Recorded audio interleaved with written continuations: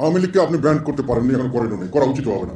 আওয়ামী লীগের যারা দোষ করেছে আপনি তাকে ন্যায় বিচারের মাধ্যমে ইনভেস্টিগেশন করবেন, তাকে দোষী সাব্যস্ত করবেন, তাকে জেল দিবেন।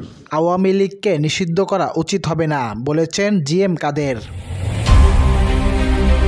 আওয়ামী লীগকে নিষিদ্ধ করা উচিত হবে না বলে মন্তব্য করেছেন জাতীয় পার্টির চেয়ারম্যান গোলাম মোহাম্মদ কাদের। তিনি বলেন, আওয়ামী লীগের যারা দোষ করেছে তাদের তদন্তের মাধ্যমে বিচারের মুখোমুখি করুন।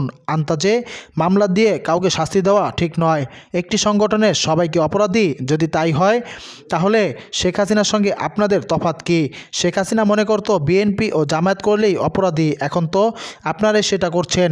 আমরা চাই আগামী নির্বাচনে সকল দল অংশ নিক। সংগঠন কি সব এবং তাদের যে সমর্থক তারা কি সবাই ক্রিমিনাল? তা আপনি তাদের সবাই ক্রিমিনাল করে আগে তাহলে আপনি আর শেখ হাসিনার সঙ্গে কী পার্থক্য করলেন যে বিএনপি করলেই খারাপ, জামাত করলেই খারাপ? এখন আপনি সেটাই করতেছেন।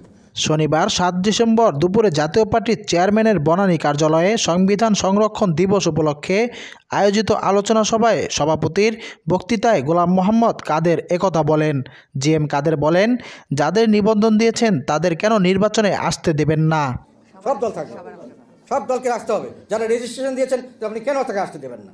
সাংবাদিকদের এক প্রশ্নের উত্তরে গোলাম মোহাম্মদ কাদের বলেন, কোনো আগ্রাসনে এলে স্বাভাবিকভাবেই আমরা তার প্রতিহত করব, এটার জন্য গলাবাজির দরকার নেই। কেউ কেউ বলেন আগ্রাসন এলে 1 ইঞ্চিও ছাড় দেব না। কে আপনাকে ছাড় দিতে বলে? আমাদের দেশে আর্মি আছে, বিজিবি আছে।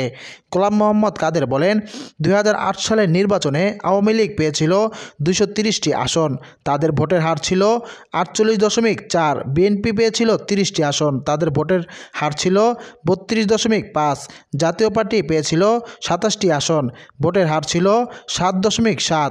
আওয়ামী লীগ ও জাতীয় পার্টিকে বাদ দিলে দেশের 50% মানুষের প্রতিনিধিত্বকারী দলকে জাতীয় ঐক্যের ডাকের বাইরে রাখা হয়েছে। 50% মানুষের দলকে সংলাপের বাইরে রাখা হয়েছে। এতে জাতিগতভাবে অবিশ্বাসের সৃষ্টি হয়েছে, দেশে একটা সংঘাতময় পরিবেশ সৃষ্টি হয়েছে। কোনো যদি আগ্রাসন কেউ করে আমরা তো এটা স্বাভাবিকভাবে এটা প্রতিহত করবো। এটার জন্য গলাবাজি করার কি দরকার আছে? এটা তো আগবাড়িয়ে কিছু বলার দরকার নেই। আমাকে 1 ইঞ্চিও ছাড় দেবো না, কে আপনাকে ছাড় দিতে বলছে?